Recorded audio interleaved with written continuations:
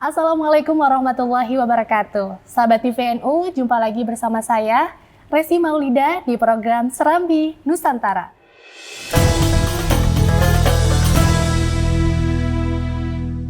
Baik, sahabat TVNU, kali ini ada tema yang menarik ya. Di momentum Harlah ke-14 LPBI Nahdlatul Ulama, yaitu kita akan membahas mengenai apa saja sih inisiatif Nahdlatul Ulama dalam mitigasi perubahan iklim. Dan kali ini saya sudah bersama narasumber yang luar biasa. Di samping saya ada Bapak Dr. Haji TB Aceh Hasan Syadili, Ketua LPBI Nahdlatul Ulama. Assalamualaikum Kang Aceh. Waalaikumsalam Mbak Resti. Sehat ya? Alhamdulillah. Boleh sapa dulu teman-teman TVNU dong di awal ini. Assalamualaikum warahmatullahi wabarakatuh. Bagi warga Nahdien, kita jaga alam karena alam akan jaga kita. Luar biasa.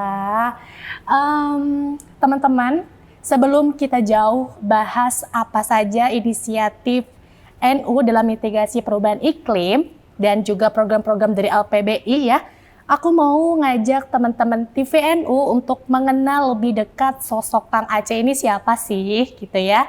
Kita sering melihat setiap event-event bencana alam di seluruh Indonesia, LPBI selalu ada, tapi rasa-rasanya mungkin banyak sahabat TVNU yang tidak melihat sosok di belakangnya itu siapa. Nah ini dia Kang Aceh ya, yang merupakan seorang cendekiawan muda sekaligus politisi kelahiran Labuan Pandeglang, Banten ya Kang ya. Kemudian saat ini bermukim di BSD ya, dan hari ini juga menjabat sebagai anggota DPR RI Jabar II, Kabupaten Bandung dan Bandung Barat. Luar biasa teman-teman.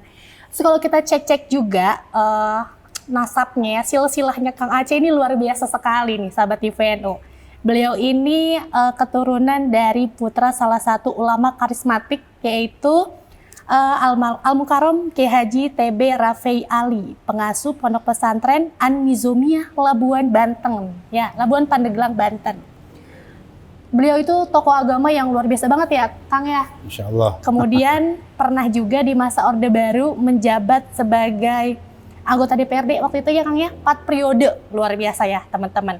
Nah di awal aku pengen tanya Kang Aceh, apakah sosok Kang Aceh hari ini memang sebagai salah satu penerus jejaknya ayahanda, atau apa yang melatar belakangnya Kang Aceh hari ini sebagai politisi iya, kemudian berkhidmat di NU juga iya gitu kan? Apakah ini strategi dari ayahanda atau memang gerakan pribadi Kang Aceh? Ya, tentu kita atau saya sangat dipengaruhi oleh pandangan orang tua ya dalam bagaimana kita, terutama saya kira soal pandangan keagamaan ya. Oke. Karena orang bilang katanya buah tidak akan jatuh jauh dari pohonnya. Tapi tentu pandangan keagamaan yang diajarkan oleh orang tua kami itu sangat mempengaruhi terhadap langkah-langkah saya sebagai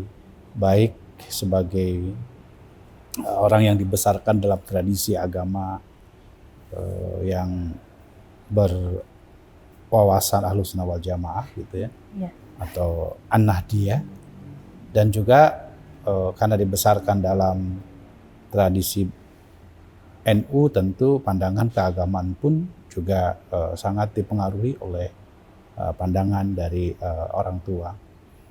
Orang tua saya juga saya juga dibesarkan dalam tradisi pesantren NU, Pondok Pesantren Cipasung, Pondok Pesantren Kerapiak gitu ya. Biasa. Ya, jadi pasti pandangan keagamaan saya dipengaruhi oleh NU. Saya juga dibesarkan dalam tradisi aktivisme gitu ya. Dulu waktu saya kuliah sangat aktif di berbagai organisasi kemahasiswaan dan juga terakhir di organisasi kepemudaan. Tentu jiwa organisasi tersebut kemudian ditunjukkan dengan aktif di partai politik gitu ya. Aktualisasi. Sebagai bentuk aktualisasi. Ya.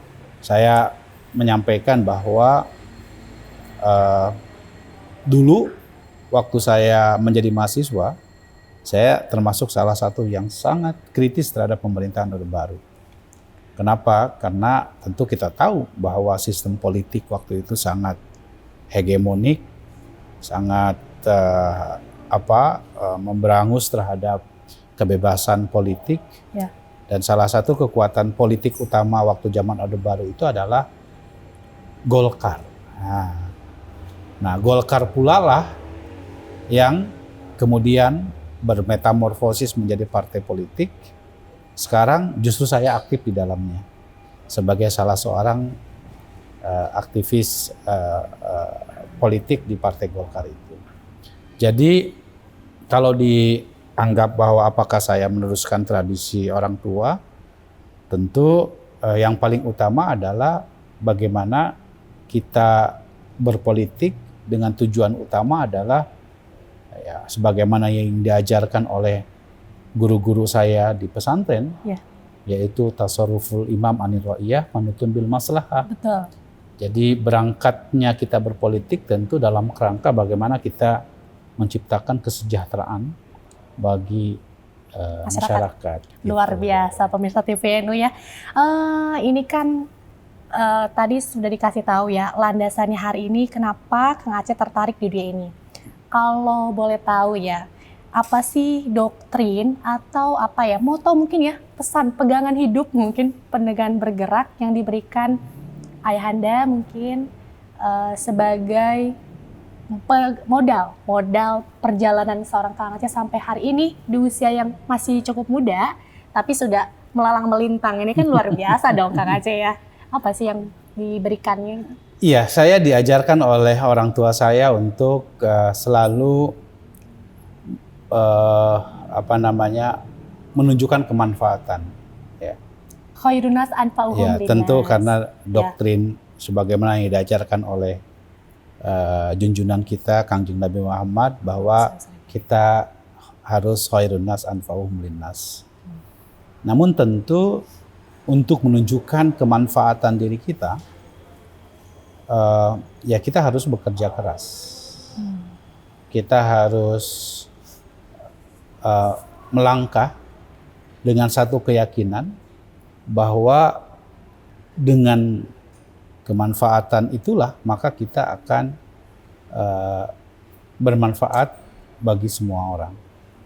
Nah, tapi tentu itu semua harus didasari oleh ilmu.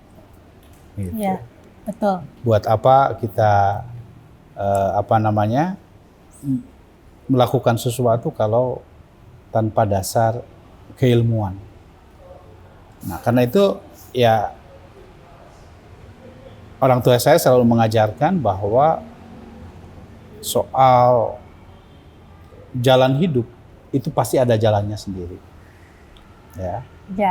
Nah, karena itu maka bagi saya apa yang bisa jalani dengan penuh keyakinan gitu. Nah, pemirsa ini masuk banget. Biasanya teman-teman aktivis di luar itu ya Kang Aceh ya selalu bilang jalanin aja dulu nanti juga ada jalan gitu kan. Nah, ini sesuai dengan motonya Kang Aceh. Teman-teman untuk mengenal lebih jauh sosok Kang Aceh, sahabat TVNU bisa kunjungi nih Instagramnya Kang Aceh karena di sana tuh beliau selalu repost kegiatan-kegiatan beliau ya, bagaimana beliau menyapa masyarakat, kemudian juga mengedukasi orang banyak gitu ya di aceh.hasan.syadzili. Ya ini luar biasa banget teman-teman. Follow, saya juga udah follow Kang Aceh tapi belum di follow back. Iya, nanti kita boleh di follow back. Oke teman-teman, aku mengajak teman-teman juga untuk mengenal apa saja sih inisiatif dari LPBI sendiri yang memang fokus sebagai lembaga penanggulangan bencana dan iklim ya Kang Aceh ya. Perubahan iklim. Bagaimana sih gagasannya beliau gitu kan? Apalagi kalau kita lihat Kang Aceh, Indonesia itu kan mayoritas umumnya lebih banyak masyarakat Muslim, ya kan dibandingkan non Muslim. Karena kita negara agama mayoritas di Indonesia. Tapi kenapa ya Kang Aceh ya, ini kegelisahan kita bersama mungkin terkait kesadaran iklim, kedisiplinan kita menjaga lingkungan padahal yang jelas sebagai muslim kita diajarkan dan Al-Quran, hadis, ijma' qiyas dan sebagainya untuk menjaga lingkungan. Tapi kita tertinggal sebagai bangsa Indonesia yang mayoritasnya muslimnya lebih banyak dibandingkan mungkin katakanlah negara Jepang. Mereka lebih disiplin kan ya. Apa sih yang menurut Kang Aceh faktor yang menyebabkan hal tersebut itu Indonesia tertinggal? Ya, memang kita ini masih belum memiliki satu kesadaran bahwa kita ini berada dalam ring of fire. Ya.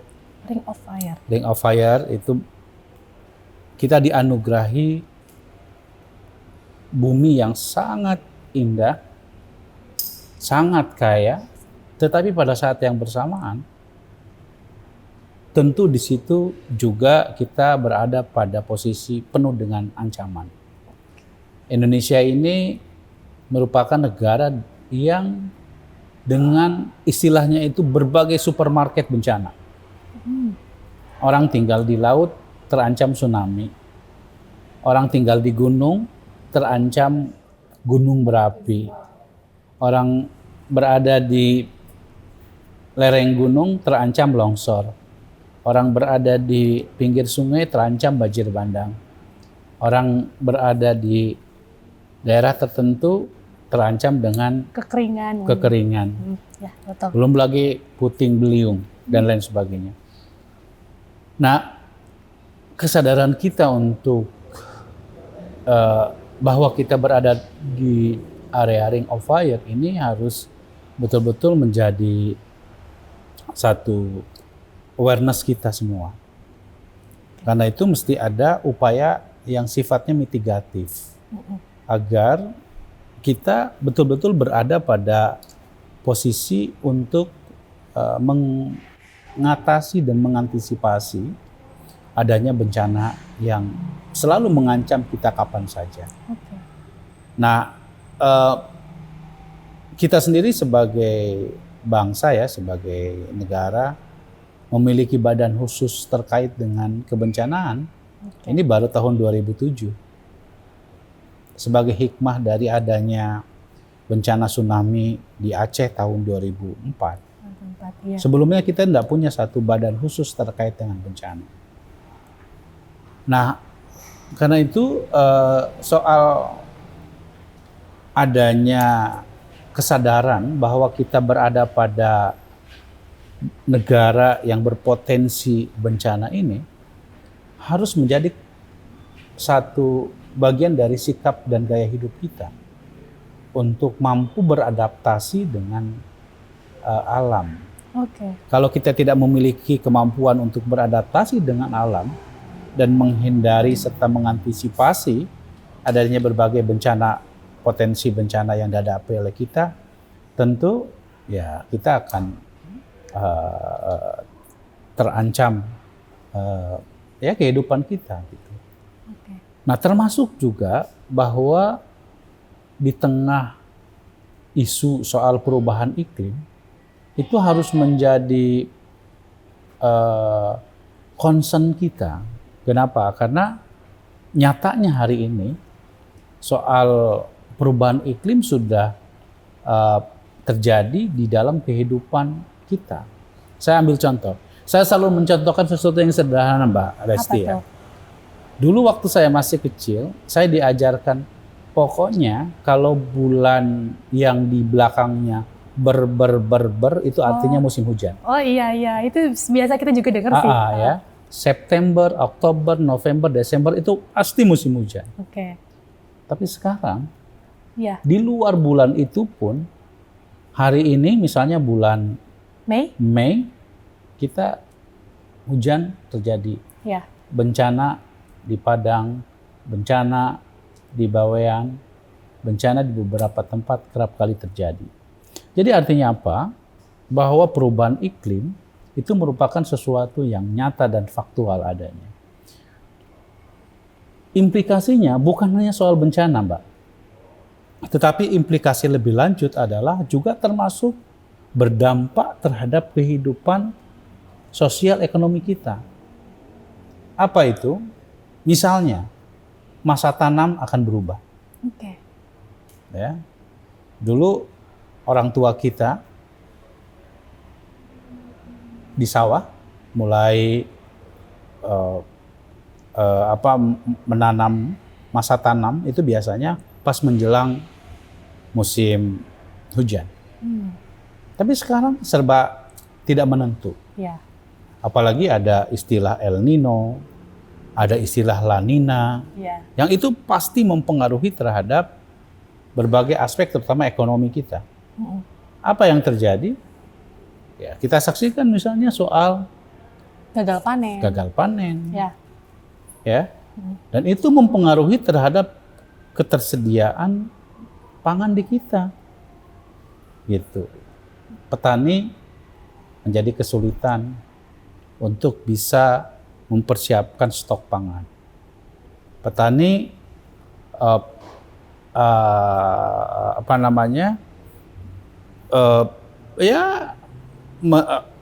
ketersediaan pangannya menjadi terbatas.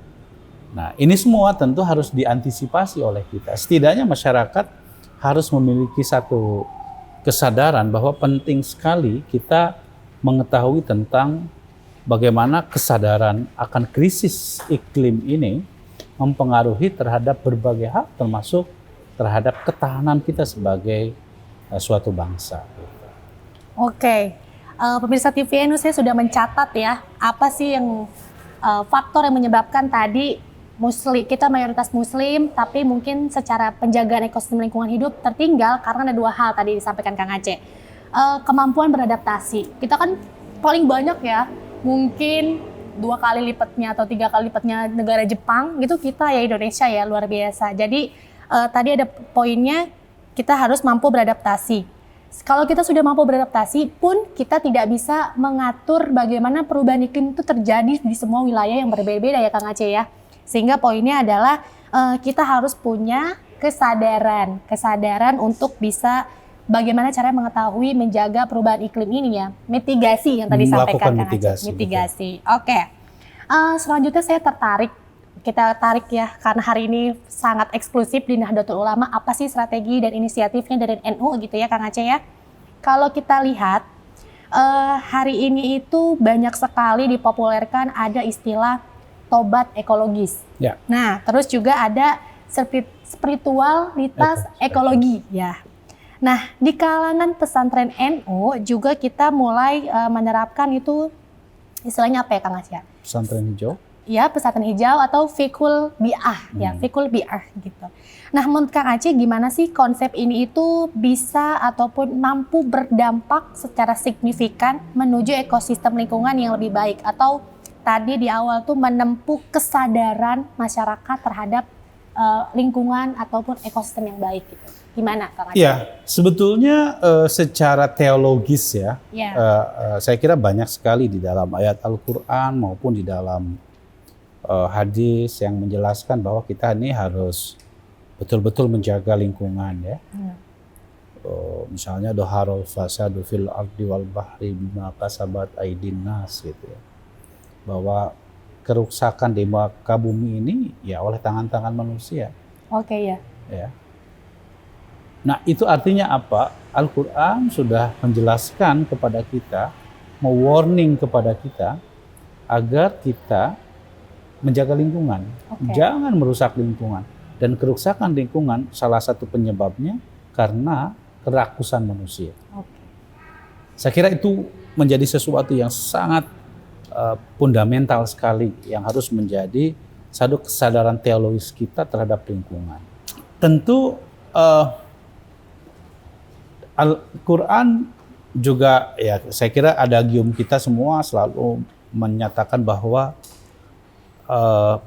Islam adalah rahmatan lil alamin ya. Rahmatan lil alamin itu artinya ya, itu memberikan rahmah bagi semua semesta, bukan hanya manusia. Tapi semesta. Ya. Di dalamnya bukan hanya manusia tetapi juga lingkungan. Ya. Hablu minal alam. Ya, itu bagian dari kita menjaga alam. Betul. Ya. Nah, kesadaran teologis ini untuk bagaimana kita membangun satu ekologi yang bukan saja mikro tapi makro, itu harus tertuang atau menjadi bagian dari satu kesadaran agama kita, keagamaan kita. Nah, ya kalau kita melawan alam jangan berharap kita akan bisa. Iya. Ya, teknologi apapun nggak bisa, saya kira melawan alam. Ya. Jadi karena itu alam itu ya wajib kita jaga. Karena seperti yang saya katakan tadi, kalau kita menjaga alam, insya Allah alam akan menjaga kita. Luar biasa. Gitu. Luar biasa ini ya. Kang Aceh, saya jadi tertarik ya untuk sepil dikit menurut Kang Aceh apa sih godokan dari fikih lingkungan ini di kalangan NU untuk teman-teman pemirsa gitu di kalangan Nahdlatul Ulama. Godokannya apa sih gitu? Ya, gini, pertama tentu kita harus menyadari betul bahwa kita jangan melawan sunatullah. Ya, Okay. Allah telah menciptakan alam ini tentu dengan mekanisme yang sesuai dengan apa yang dikehendaki Allah. Oke. Dan kalau kita melawan kehendak Allah, ya, pasti kita tidak akan mampu untuk menghadapinya. Karena itu penting sekali buat kita ya, untuk menjaga ekosistem dari lingkungan kita agar ya jangan dirusak. Kalau dirusak itu artinya kita akan melawan alam. Oke. Gitu. Poinnya berarti man layarham layurham. Tentu. Barang siapa yang tidak menyayangi maka tidak akan disayangi. Tadi betul. kata Kang Aceh kalau kita menjaga alam, alam akan jaga kita gitu. Betul. Jadi harus ada feedback yang bagus ya Kang Aceh ya. Betul. Oke, ini menarik banget teman-teman ya. Luar biasa di Kang Aceh. Boleh teman-teman jangan lupa di-follow juga Instagramnya Kang Aceh. Semua situs medianya TVNU juga boleh. Kang Aceh juga kan ditunjuk sebagai Ketua LPBI hari ini ya. Organisasi yang mapan, modern dari berbagai aspek dan selalu turun di setiap bencana gitu ya. Kemudian hari ini di kepemimpinannya Ketum Gus Yahya gitu ya, punya visi yang besar dikemas dalam tagline merawat jagat, membangun peradaban. Nah, kemudian mentafsirkan ini, membreakdown ini dalam gerakannya LPBI seperti apa? Apakah besok nih kegiatan Harla juga yang kita tahu bahwa LPBI akan mengadakan kegiatan Jambore Relawan? Apa ini adalah hasil terjemahan dari visi-visi tersebut atau seperti apa sih, Kang Aceh? Iya, ya 1 abad NU kemarin kan kita mengambil tema merawat jagat, ya, membangun peradaban. Merawat jagat itu artinya adalah bahwa kita harus rawat kesemestaan kita. Ya, peradaban tidak akan maju kalau lingkungan kita rusak. Wis, keren banget ini buat quotes teman-teman ya. Ya. Jadi kita alam ini harus dijadikan sebagai instrumen. Kalau dalam bahasa salah seorang ulama mengatakan bahwa alam ini adalah sebagai wadah. Wadah ini harus kita jaga. Kalau wadahnya bisa kita jaga, maka nanti kita insya Allah akan membangun peradaban. Nah, bumi ya, ini adalah instrumen untuk bagaimana kita membangun peradaban. Iya. Ya, kita tidak mungkin bisa membangun peradaban kalau buminya rusak. Ya, sesuatu yang dibangun dengan kemewahan fisik akan hancur kalau menurut saya buminya tidak kita rawat. Ya. Nah, misalnya kalau kita selalu berpikir soal keuntungan ekonomi semata dengan mengeksploitasi sumber daya alam tanpa memperhatikan aspek keberlangsungan dan keberlanjutan, sustainability, maka kita sama saja dengan menghancurkan peradaban kita. Dalam artian pilarnya hari ini alam ya? Tentu, tentu. Nah, karena itu salah satu yang selalu kami dorong di LPBI ya. Pertama, tentu bagaimana kita membangun kesadaran dalam konteks internal warga Nahdliyin. Ya. Makanya di LPBI ada program ya sesuatu yang sangat simpel, misalnya soal bank sampah. Oke. Apa tuh kegiatan bank sampah? Seperti apa kegiatan? Sampah itu sesungguhnya kalau tidak dikelola dengan baik bisa menjadi bencana. Betul. Betul? Ya. Gimana kita melihat kerusakan lingkungan di pantai, di sungai, ketika orang buang sampah sembarangan. Apalagi kalau sampahnya sudah dicampur dengan sampah plastik. Ya. Itu akan menjadi masalah yang serius bagi keberlanjutan ekologis. Atau pesantren hijau, kita memberikan satu edukasi kepada kalangan pesantren tentang bagaimana kita menjaga lingkungan kita. Ya. Ya, tentang bagaimana kita memastikan agar realitas ekologis ini akan sangat penting sekali untuk dirawat, untuk membangun peradaban kita. Gitu.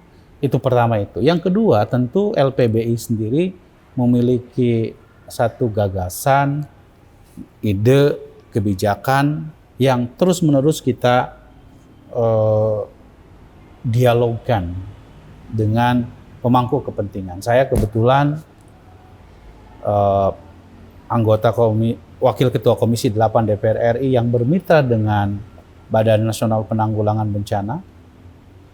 Ya, 2020 yang lalu saya menjadi Ketua Panitia Kerja Revisi Undang-Undang Penanggulangan Bencana. Kita ingin melakukan perbaikan secara terus-menerus soal manajemen kebencanaan kita. Kita juga ingin mendorong supaya berbagai kebijakan di negara ini memperhatikan aspek lingkungan. Oke. Ya, kalau tidak memperhatikan aspek lingkungan, kita sulit sekali untuk menjaga sustainabilitas. Saya selalu memberikan satu ilustrasi, Mbak Resti, ya. Bagaimana masyarakat kita sesungguhnya masih belum memiliki satu kesadaran ekologis yang paling sederhana. Saya ambil contoh. Masyarakat kita menjadikan sungai itu sebagai belakang rumah. Iya. Jarang sekali yang menjadikan sungai itu sebagai depan rumah. Kenapa? Karena sungai dianggap tempat nyuci, tempat buang air, tempat buat sampah, kotor. Berbeda misalnya dengan negara-negara yang lain. Ya. Terutama di negara-negara maju. Sungai itu dijadikan sebagai sumber penghidupan, sebagai alat transportasi, dijaga kebersihannya, kerapihannya, ya, kejernihannya, ya, sehingga itu menjadi sumber air, karena air menjadi sumber kehidupan. Jadi cara pandang soal bagaimana memperlakukan alam saja kita masih seperti itu, gitu, ya. Tidak banyak di kota-kota besar di kita menjadikan sungai menjadi sesuatu yang sangat harus kita hargai, harus kita rawat, gitu.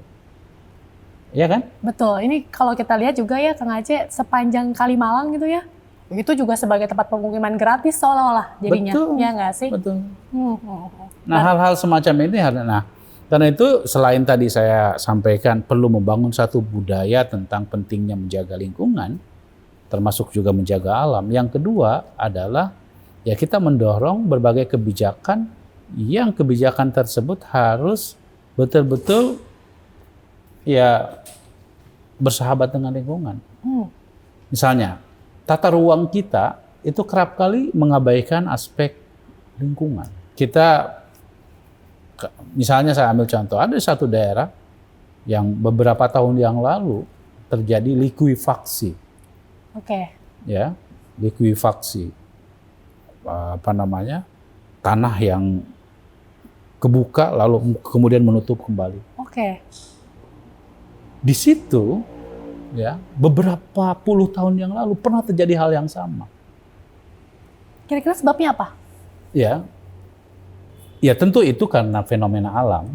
Tapi yang menjadi masalah, beberapa puluh tahun yang lalu pernah terjadian likuifaksi, lalu kemudian ya likuifaksi, lalu kemudian ya seharusnya lahan itu udah nggak boleh dipakai lagi. Oh iya, karena rentan ya. Karena rentan, karena memiliki potensi menjadi sumber bencana, tetapi kemudian diizinkan oleh pemerintah untuk dibangun pemukiman di situ. Oke. Kalau kayak gitu kreditnya 2 kali ya? Justru karena itu. Jadi karena itu tata ruang kita memang harus memperhatikan aspek lingkungan. Kalau kita tidak memperhatikan aspek lingkungan dan tentu aspek kebencanaan. Ya. Termasuk juga misalnya soal pemukiman di bantaran kali sungai. Saya kira memang harus tidak boleh itu. Pemerintah harus memperhatikan aspek itu. Tentu pendekatannya harus pendekatan yang sifatnya humanistik agar masyarakat ya jangan sampai termarginalisasi gitu. Ya. Nah, hal-hal semacam ini tentu harus menjadi kesadaran kita bahwa selain membangun satu kesadaran tentang budaya melakukan mitigasi bencana, juga yang kedua ya kita harus mendorong agar berbagai kebijakan pemerintah diarahkan kepada memperhatikan disaster perspektif di dalam kebijakan pembangunan kita. Oke.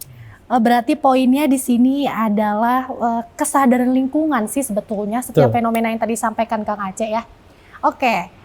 Terkait agenda besar LPBI untuk menghadirkan kesadaran lingkungan di sektor pemerintah, kemudian sektor masyarakat ya, di semua elemen. Apakah kegiatan besok nih agenda Jambore Relawan ini satu gagasan menuju ke sana atau apa sih targetnya? Ya tentu ya. Kami akan menyelenggarakan Jambore sekaligus apel siaga bencana LPBI dalam rangka Harlah LPBI NU di satu tempat namanya daerah Kecamatan Kertasari Kabupaten Bandung. Nah di situ nanti tempat kita akan melakukan kegiatan itu di titik 0 dari Sungai Citarum. Oke, itu menarik. Kenapa lokasi kegiatannya dilakukan dekat Citarum? Citarum itu adalah sungai terbesar ya? Terbesar di Jawa Barat. Betul. Yang melintasi hampir semua kabupaten kota di Jawa Barat. Betul. Jadi kalau kita lihat hulunya itu ya di Kertasari ini. Ya. Kabupaten Bandung, Kota Bandung, Bandung Barat, Purwakarta, Karawang, Bekasi, sampai ke Jakarta. Ya. Kalau Citarum ini ya bermasalah, pasti sumber airnya juga bermasalah. Ya betul. Ya. Yang kedua, Citarum ini selalu dalam beberapa tahun belakangan ini selalu menimbulkan bukan hanya keruh. Kenapa? Banjir. Oh. Ya, jadi hampir semua di daerah yang dialiri oleh Sungai Citarum itu selalu banjir. Bandung, Dayakolot, Bekasi juga waktu itu ya? Bekasi. Berapa titik?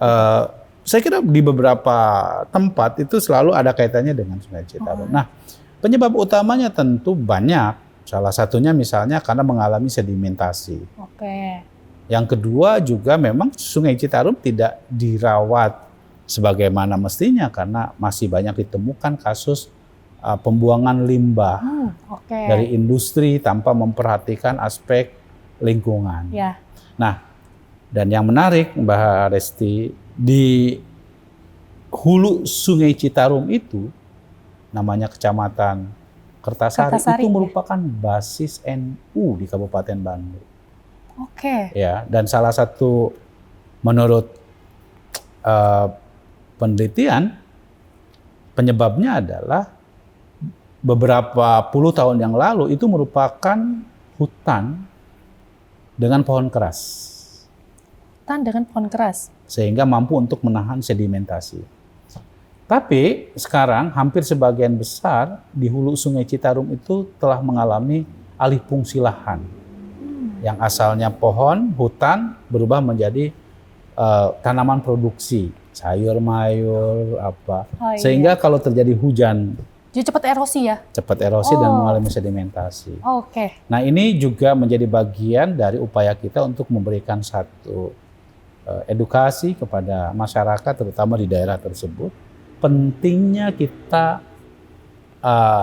menjaga alam dengan menanam pohon, ya, agar dengan menanam pohon ya kita bisa menyelamatkan kehidupan.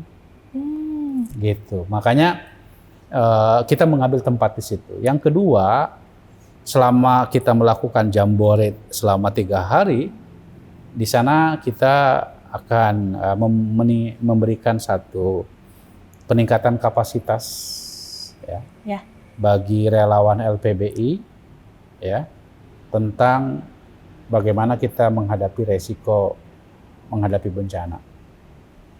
Karena itu selama 3 hari itu nanti akan diberikan pendidikan tentang kesiapsiagaan bencana, tentang bagaimana membuat, memasang tenda, evakuasi, membuat dapur umum. Oh iya, itu memang ya, seni bertahan hidup ya saat bencana seperti apa? Seni bertahan hidup selama bencana ini kita harapkan tentu para relawan-relawan LPBI yang nanti juga bersama dengan bandom-bandom NU yang lain menjadi relawan kemanusiaan yang tangguh pada saat menghadapi bencana dan siap hadir bersama masyarakat ketika menghadapi bencana. Gitu. Luar biasa. Berarti nanti ada kegiatan penanaman pohon juga ya? Tentu, itu bagian dari simbolnya. Kira-kira nanti kita akan menanam pohon sebanyak 1.500 pohon ya di beberapa titik yang ada di daerah tersebut. Nanti kita akan coba hadirkan juga ya secara live nih teman-teman pemirsa TVNU bagaimana sih keseruannya kegiatan Jambore Relawan untuk mengedukasi setiap partisipan untuk punya seni beradaptasi dengan bencana, bagaimana aja itu kan juga berat ya. Karena tadi di awal Kang Aceh bilang kalau kita tidak mampu beradaptasi, kita akan mudah terseleksi. Betul. Itu kan ya. Ya gitulah.